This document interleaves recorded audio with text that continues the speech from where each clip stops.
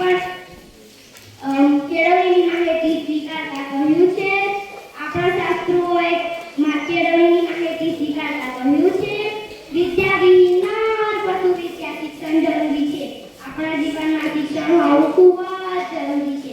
અત્યારે બાળકો ખૂબ જ મહેનત કરે છે પણ તેમને નોકરી મળતી નથી. તેનું કારણ છે વિદ્યા. કહેવામાં આવ્યું છે કે બાળકો ભણો ભણો ને આગળ વધો તો જ નોકરી મળશે.